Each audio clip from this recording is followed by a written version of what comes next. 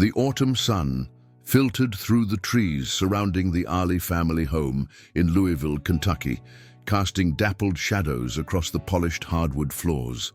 Kalia Ali Wertheimer watched her 17-year-old son, Jacob, as he carefully opened the weathered leather trunk they had discovered in the attic earlier that morning. The trunk had belonged to his grandfather, the legendary Muhammad Ali, and had remained sealed since the boxing champion's passing in 2016. As the executor of her father's estate, Kalia had been methodically sorting through his possessions, but somehow this particular trunk had been overlooked, tucked away in a corner beneath old Christmas decorations and forgotten photo albums. "Are you sure it's okay for us to open this?" Jacob asked, his fingers hovering over the brass latch. "Maybe there's a reason it was hidden away." Kalia smiled at her son, seeing echoes of her father in the young man's thoughtful expression. "Dad always said that everything he kept was meant to be found eventually. He believed in divine timing. If we're finding this now, there's a purpose to it."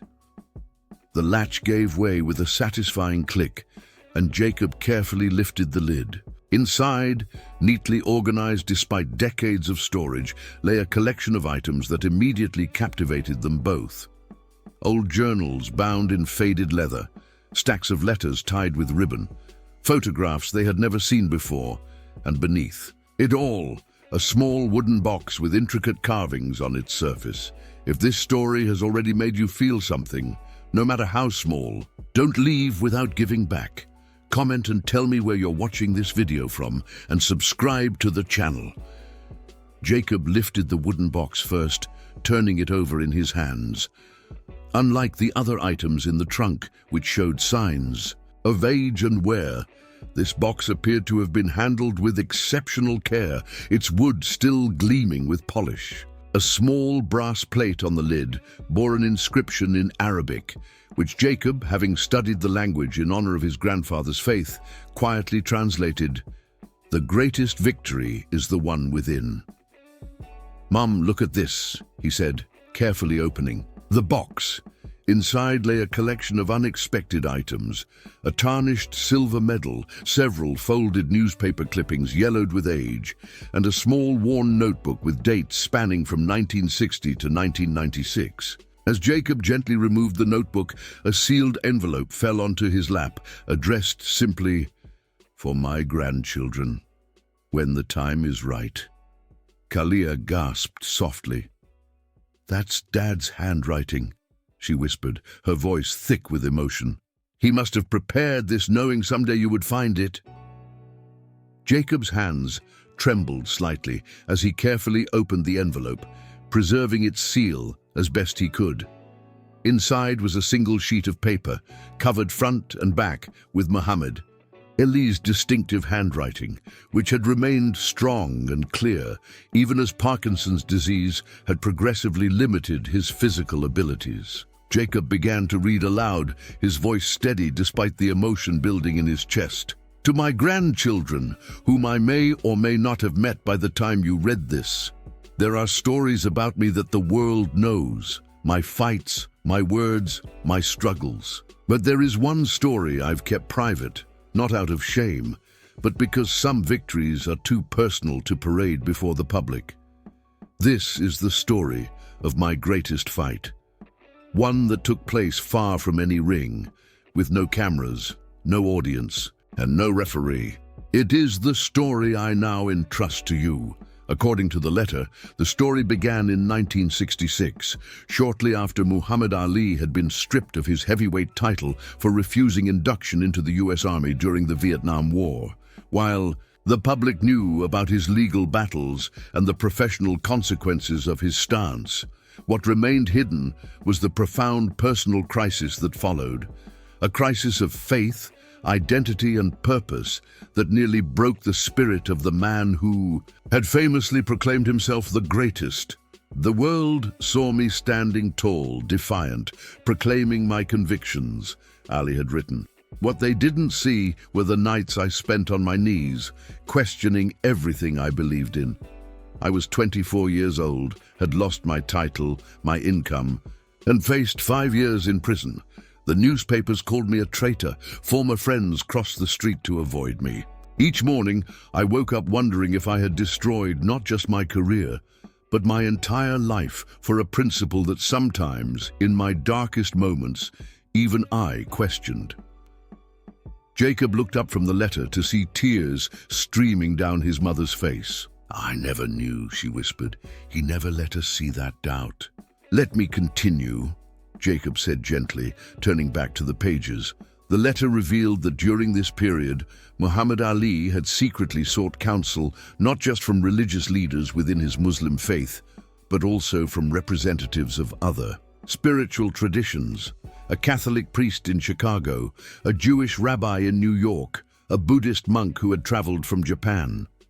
These meetings were conducted in strict privacy, with Ali often traveling in disguise, using false names to check into hotels, all to prevent the press from discovering what might have been perceived as spiritual uncertainty. "I wasn't questioning my faith in Islam," Ali had written. "I was questioning my understanding of faith itself. If my convictions were leading me to lose everything I had worked for, I needed to be absolutely certain they were right. I needed wisdom beyond my own limited experience." The most surprising revelation came next. During this period of spiritual seeking, Ali had briefly considered abandoning boxing altogether.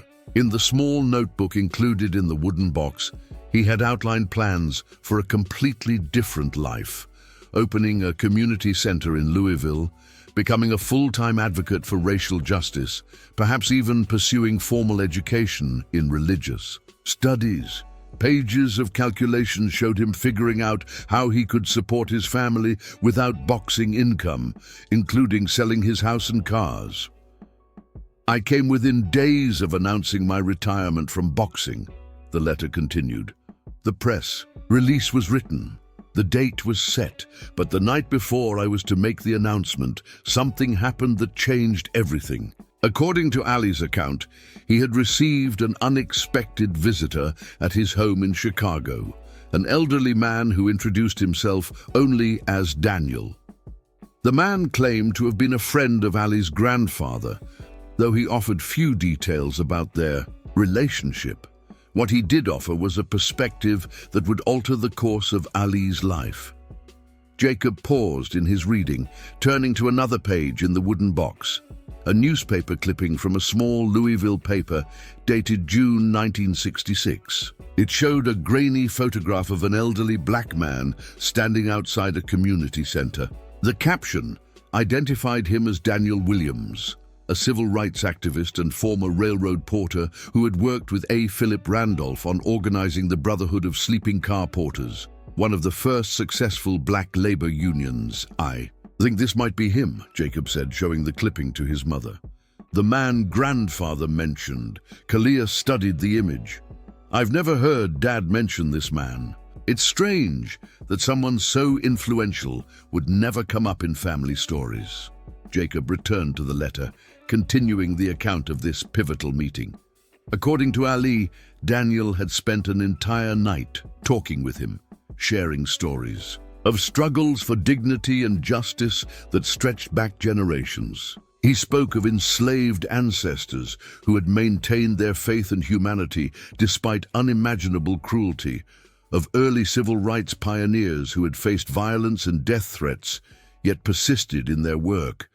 "He told me something I will never forget," Ali had written. He said, "Your fight isn't about you, Muhammad. It never was. You're just the one strong enough to carry it for a while. But if you put it down because it's heavy, who will pick it up? And what will you say to those who carried much heavier burdens with far fewer resources than you have?" The letter described how this conversation had fundamentally shifted Ali's perspective. He had entered that evening seeing his stance against the Vietnam War as a personal sacrifice, a private decision based on his religious and moral convictions. He emerged understanding it as part of a much longer, larger struggle for justice that transcended his individual circumstances. "After that night, I never again doubted the path I had chosen," Ali wrote. "Not because I was certain I was right, No, human can claim such certainty. But because I understood that my struggle had meaning beyond myself, the title they took from me was just a belt. The money they denied me was just paper. But the principle I stood for? That was something worth losing everything for. The most surprising revelation came next. According to Ali's account, Daniel had given him the silver medal now contained in the wooden box. It wasn't a sports medal, but appeared to be a military decoration, though with no name or identifying information. Daniel told me this medal belonged to his brother, who had fought in World War I as part of the Harlem Hellfighters. Ali wrote, referring to the renowned all-black 306th 9th Infantry Regiment. His brother had returned home a decorated veteran, only to be attacked during the Red Summer of 1919, when white mobs targeted black communities across America. The medal didn't protect him from racism. Daniel gave it to me as a reminder that fighting the country's wars had never guaranteed black Americans the rights of citizenship, and that my stance was part of a long tradition of moral resistance. Jacob carefully lifted the tarnished medal from the box, holding it reverently. He carried this with him all those years, he said quietly, a reminder of why he made the choice he did. The final pages of Muhammad Ali's letter shifted from historical account to personal reflection, addressing his grandchildren directly with the wisdom of a man looking back on a life extraordinarily lived. I kept this story private for decades, Ali had written, not because I was ashamed of my moment of doubt, but because the world needed Muhammad Ali to be certain, to be unwavering, to be the greatest, not just in skill, but in conviction. Public figures aren't allowed the luxury of visible doubt, especially not black Muslim public figures in America. So I carried this private history within me, sharing it only with your grandmother and a handful of my closest confidants. The letter revealed that Ali had maintained contact with Daniel for years afterward, consulting him during other difficult periods in his life. The elderly mentor had passed away in 1978, his death barely noted in local papers, his profound influence on one of the 20th century's most significant cultural figures completely unknown to the public. Why am I sharing this with you now? Ali's letter continued, because the greatest gift I can offer my grandchildren is not the story of a superhuman who never questioned or wavered, but the truth of a man who faced his doubts, wrestled with them honestly, and emerged stronger. Principles untested by doubt are merely opinions. Convictions that survive our darkest nights of questioning, those are the beliefs worth dedicating a life to. The letter concluded with a challenge that brought tears to Jacob's eyes as he read it aloud. The world will tell you my legacy is about boxing, about words, about standing up to power. All of that matters, but it's not what I hope you'll carry forward.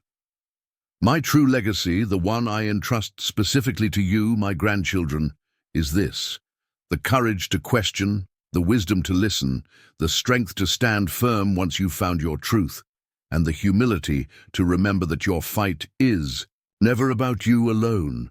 You carry the hopes of those who came before and the possibilities of those who will follow. That understanding is what made me truly the greatest, far more than any championship belt ever could. As Jacob finished reading, the room fell into a profound silence. Outside, the autumn sun was setting, casting the room in a warm golden glow. Kalia reached over and squeezed her son's hand. "Mom," Jacob said finally, his voice quiet but resolute, "I think this story needs to be shared, not just with our family, but with everyone who thinks they know who grandfather was." Kalia nodded slowly. "Your grandfather always said that truth has a time of its own. It emerges when it's needed most. Maybe this is the moment for this particular truth." In the months that followed, Jacob worked with his mother and other family members to authenticate and contextualize the materials they had discovered. They located additional correspondence between Muhammad Ali and Daniel Williams, in archives at Howard University, confirming the mentor relationship that had remained hidden for decades. With the blessing of the entire Ali family, Jacob eventually shared the story during a commemoration event at the Muhammad Ali Center in Louisville, revealing a dimension of the boxing legend that added profound depth to his already remarkable legacy. The revelation transformed public understanding of Ali's famous stand against the Vietnam War. What had been portrayed as either unwavering courage or stubborn defiance was now understood as something far more human and ultimately more inspiring, a difficult moral choice maintained through periods of painful doubt, guided by wisdom passed down through generations of struggle. As Jacob concluded his presentation that day, standing before hundreds of people including civil rights leaders, sports figures, and ordinary citizens who had been touched by his grandfather's life, he shared the words inscribed inside the wooden box that had preserved this story for decades. The greatest victory is the one within. Not the victory over an opponent in the ring, but the harder, more private victory over fear, doubt, and the temptation to choose comfort over conviction. If you made it this far and felt every word, don't leave without subscribing, okay? I tell these stories with my heart in my hand to reach people like you who feel, who get emotional, who live. If this truly touched you, give back. Comment, subscribe. Come be part of this family with me until the next video.